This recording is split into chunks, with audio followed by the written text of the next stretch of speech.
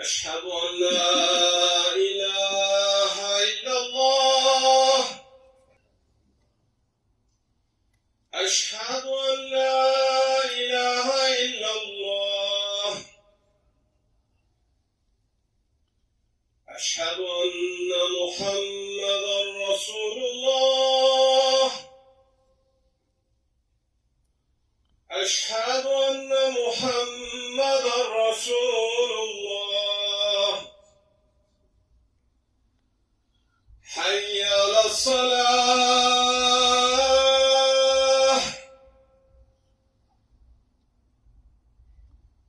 حي على الصلاة.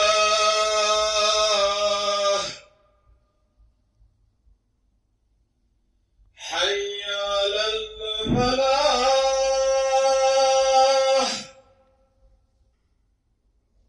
حي على الفلاح. الله أكبر الله أكبر. لا إله إلا الله.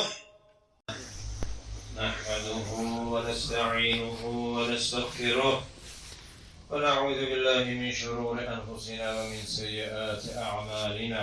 من يهده الله فلا مضل له ومن يضلل فلا هادي له. نشهد أن لا إله إلا الله وحده لا شريك له ونشهد أن محمدا عبده ورسوله وصلوات الله وسلامه على رسوله محمد وعلى آله وأصحابه الطيبين الطاهرين وعلى أتباعهم التابعين ومن تبعهم بإحسان إلى يوم الدين.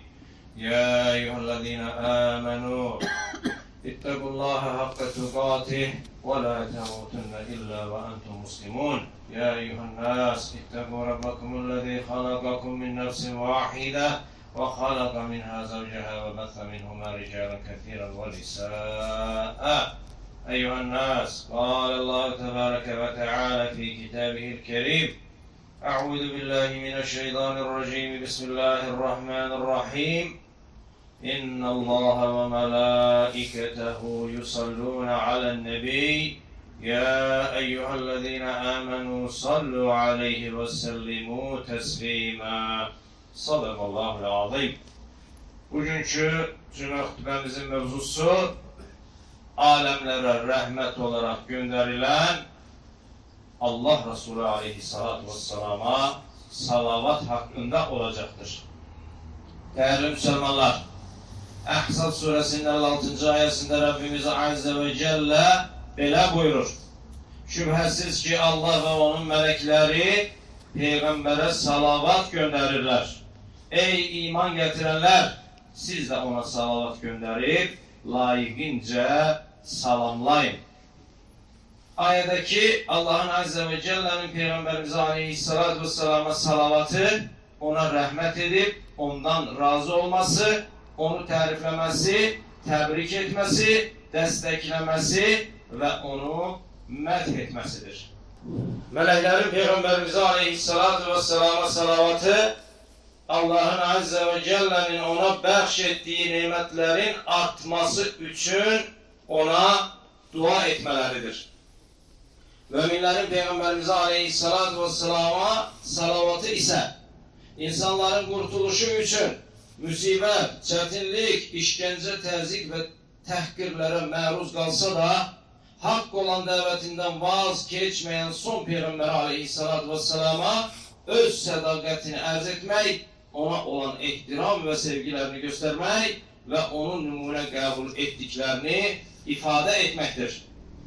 Müminlerin Peygamberimize Aleyhisselatü Vesselam'a salavatı, mahşer günü Allah'ın huzurunda secdeye kapanıp Ya Rabbim, ümmetim, ümmetim diyerek onların bağışlanmasını isteyecek rahmet peygamberine beslenen muhabbetin ilanı, ona ve sünnesine olan sadakatin alametidir.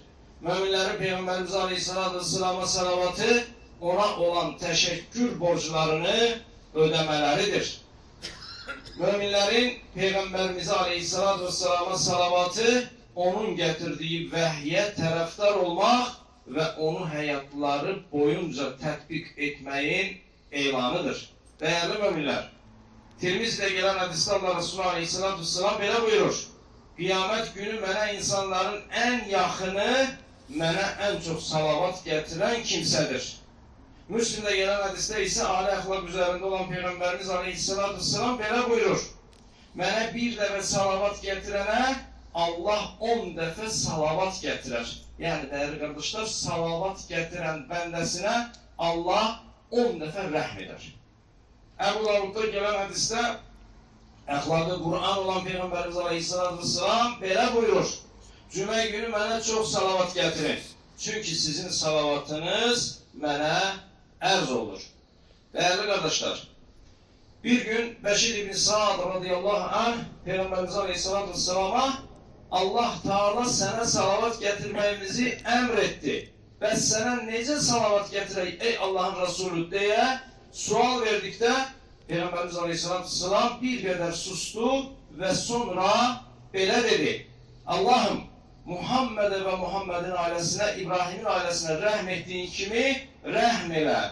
Şüphesiz ki sen en çok tarife layık ve şanı ucasan. Allah'ım Muhammed'e ve Muhammed'in ailesine, İbrahim'in ailesine bereket verdiğin kimi bereket nasip eyle.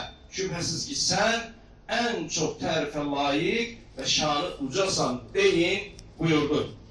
Salavatın növləri arasında bizim bölgelerde en meşhur olanları sallallahu aleyhi ve sellem, aleyhissalatu vesselam veya aleyhisselamdır. Ama değerli kardeşler, salavatın yüzlerle növü vardır ki onlardan da mesela birini desek elfu elfi salatin ve elfu elfi selamin aleyke ya Resulallah, minlerle ve minlerle sana salatu selam olsun ey Allah'ın Resulü. Ve sonra yine eyni duanın tekrarı ya Habiballah, ey Allah'ın sevdiği bendesi veya ya Nebiyallah, ey Allah'ın nebisi diye böyle farklı yüzlerle güzel salavatlar da mevcuttur. Değerli kardeşler, nesillerin en hayırlısı olan sahabelerden Allah onların hamısından razı olsun. İmam Ali radıyallahu anh hutbeye başlamazdan evvel Allah'a hamdü sana etmiş ve Peygamberimize aleyhissalatu vesselama salavat getirmiştir. Ömer radıyallahu anh Safa ve Merve arasında say ibadetini yerine getirirken salavat getirilmesini tövsiye etmiştir. Ebu Hureyre radıyallahu anh cenaze namazında salavat okumuştur. Abdullah İbni Ömer radıyallahu anh ise Peygamberimizin aleyhissalatü vesselamın kabrinin başında durup salavat getirmiş ve Ebu Bekir ve Ömer radıyallahu anhumaya dua etmişti. Aziz kardeşler, Peygamberimiz aleyhissalatü vesselama salavat getirmeyin en büyük faydalarından biri günahların bağışlanması ve pis emellerin silinmesidir. Müsned'de gelen hadiste Allah Resulü aleyhissalatü vesselam böyle buyurur. Mənə salavat getirin çünkü bu sizin saflaşmağınız için vesiledir. Demek ki zekatın malı temizlediği kimi salavat getirmek de şahsın günahlarının bağışlanmasına sebep olar.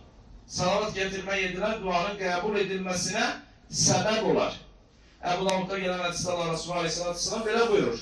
Dua etmeden önce uca Rabbinize hamd ve sena edin, sonra ise Peygamber'e salavat getirin. Daha sonra arzu ettiğiniz kimi dua edin. Yani kardeşler, dua etmeden önce, dua etme yanında önce Rabbimize hem sonra onun Resulüne salatu salam ile başlasak o bizim duamızın kabul olunmasını suretlendirer ve asanlaştırır.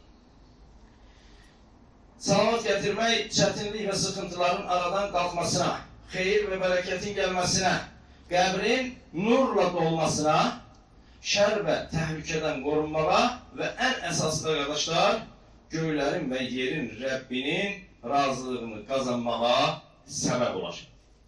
Güzel kardeşler, Allah'ı hatırlamak yalnız tekbir getirmekle mehdutlaştırılır. Bilmediği kimi onun Resulüne bağlılık ve sadakat de ancak salavatla da mehdutlaştırılabilmez. Yani bir nefer Allahu Ekber kelimesini diline getirdikten sonra Allah'ın emrini yerine getirip qadağasından qaçmazsa, necə ki ona o getirdiği tekbir fayda vermez. Eynen de bir şəxs, hansı ki bizim ənənəvi olaraq məclislərdə o yarım saat ərzində 100 dəfə salavat gətirilən məclislər, əgər qoşulub cəmaata salavat gətirərsə, amma məclisdən əvvəl də, mağara girmədən qabaq da, mağaradan çıxdıqdan sonra da Allah Resulü Aleyhisselatü Vesselam'ın yaşantısına uyğun yaşamaz, onu görəcəyi halda qəzəblənəcəyinə səbəb olacaq, əgər həyat tərzi yaşayarsa, halala, harama, sünnəyə diqqət etməzsə, qardaşlar, o şəxsə də şübhəsiz ki, salavat fayda verməz. Yəni, Allah Resulü Aleyhisselatü Vesselam'a hörmət, ehtiram, salavatla da məhdudlaşdırıla bilməz. Gözəl qardaşlar, Allah hər birimizə, xalqımızın hər bir fərdinə Allah Resulü Aleyhisselatü Vesselam'ı dilimizlə salavat gətirdikdən sonra qəlbimizlə sevib və əməlimizdə canlı Qur'an olan, yaşayan Qur'an olan, yeriyən Qur'an olan onu Aleyhisselatü Vesselam'ı nümunə olaraq, model olaraq həyatımıza nümunə seçib onun kimi yaşamağa, çalışmağı hər birimizə nəsib eyləsin. Barakallahu li və lakum fil Qur'anil azim və nafa'ani və iyyakum bima fihi minəl ayati və zikril hakim.